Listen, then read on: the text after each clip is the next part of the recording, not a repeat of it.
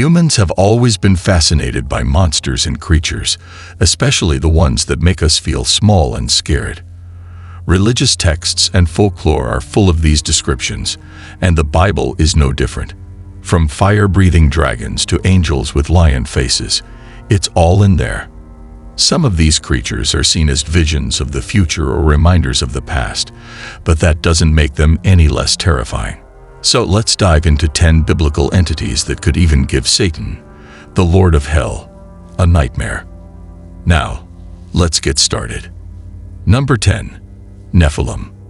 Alright, let's kick things off with the Nephilim. These guys are the stuff of legend and nightmares. Imagine this. The Israelite spies go out to scout the land of Canaan, expecting a land flowing with milk and honey. Instead, they come across these massive giants. Talk about a surprise. The Nephilim are a mysterious group mentioned in the Bible, and there are a few different theories about who they really were. Some people believe that the Nephilim were the offspring of fallen angels and human women. Yep, angels who fell from grace and had children with mortal women. Others think that these angels might have possessed ungodly men to have children with women. Another theory is that the Nephilim came about when men from the lineage of Seth, Adam, and Eve's third son, disobeyed God and married women from the lineage of Cain, who we all know as the guy who committed the first murder. And if that wasn't enough, there's an even wilder, though unbiblical, rumor that they were actually extraterrestrials. Yep, you heard that right. Aliens. What we do know for sure is that these giants left a huge impression on Moses and his fearless Israelite army. After the spies' report, they felt like grasshoppers compared to these towering beings. The Nephilim were no joke, and their presence definitely added a whole new level of fear to the land of Canaan. Number 9. The second beast. Next up is the second beast, and trust me, this one is as creepy as it gets. Picture this. A beast that rises out of the earth, has 2 horns like a lamb, but speaks like a dragon. Sounds bizarre, right?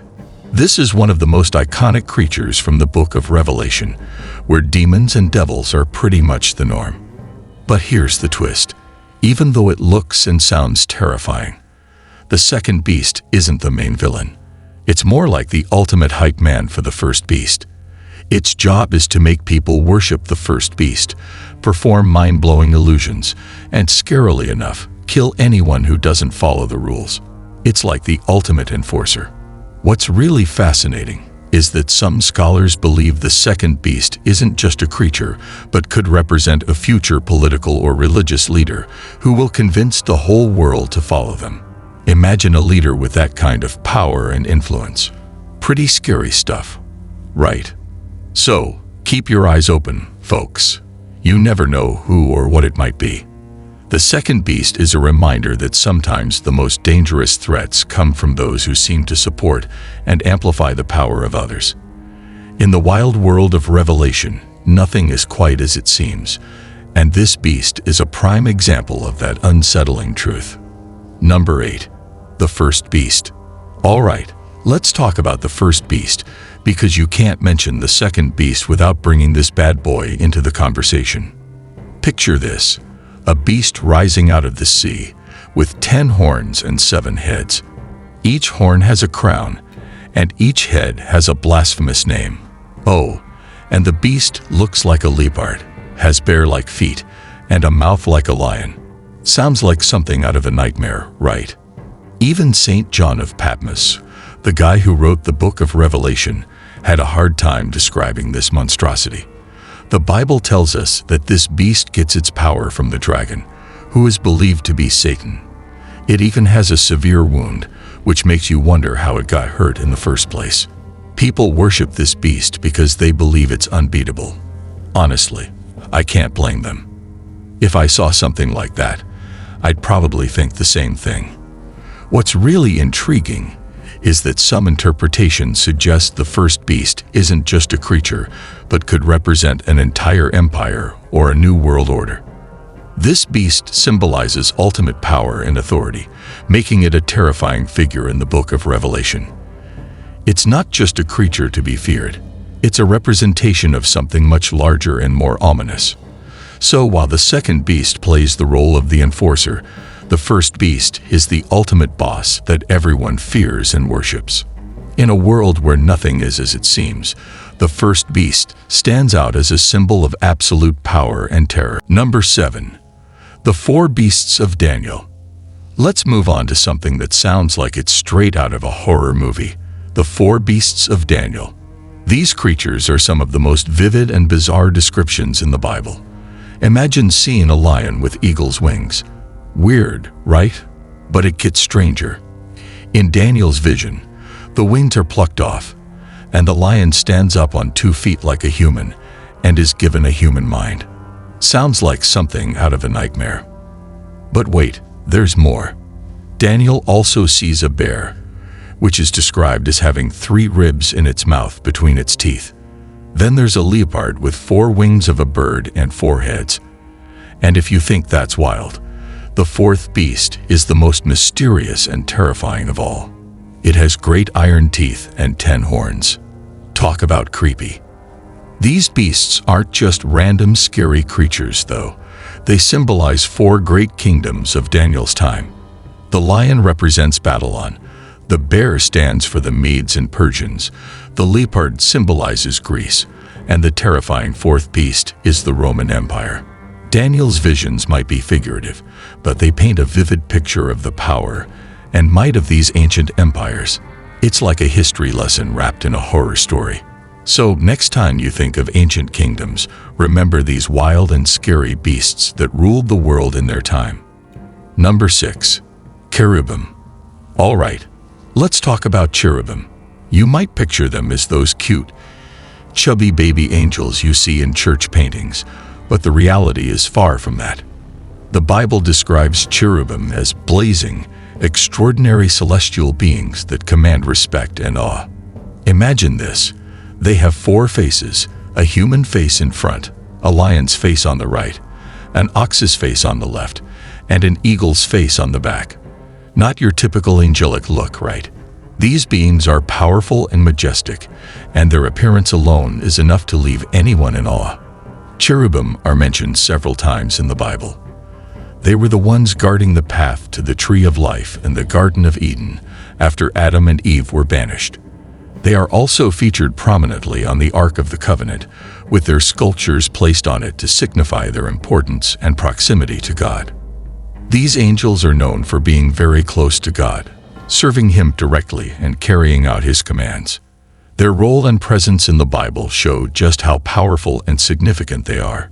So, the next time you hear about cherubim, remember that they are not just innocent little angels, but mighty beings that you definitely wouldn't want to mess with.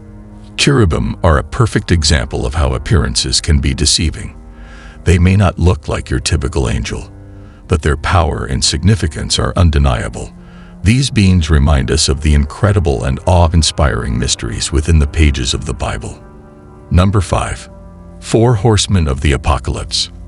Now let's dive into one of the most iconic and chilling images from the Bible, the 4 Horsemen of the Apocalypse.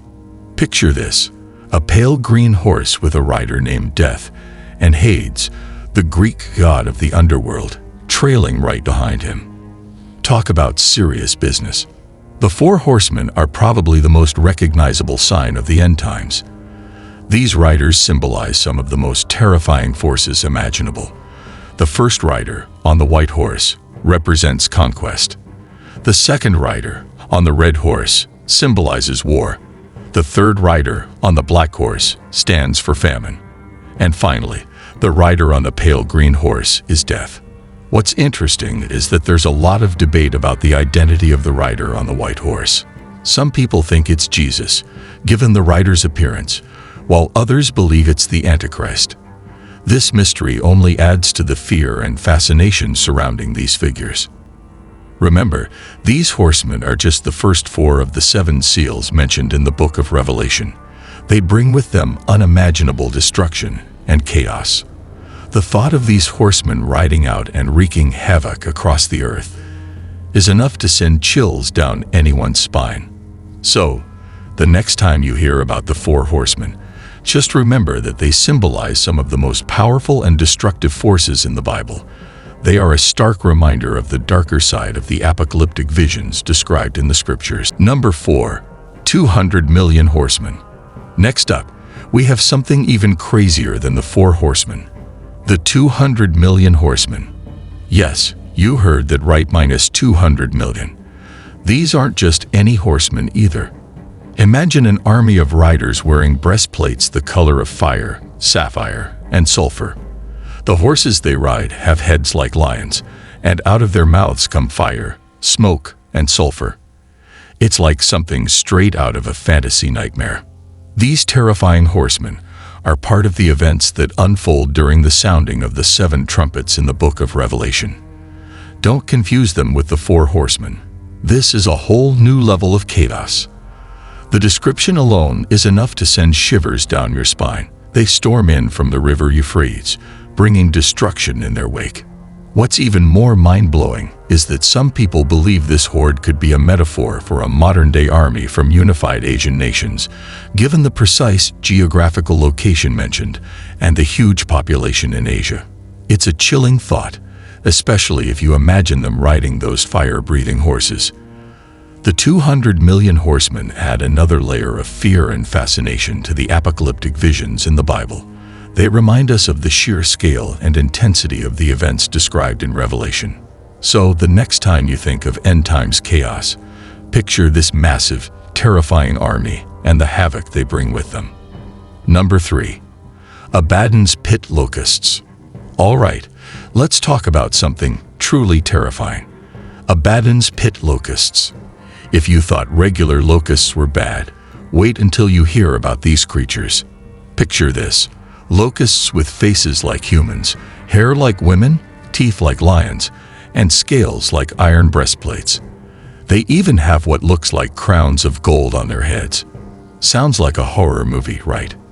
These nightmarish locusts, along with the 200 million horsemen, are said to be responsible for the deaths of 1/3 of mankind.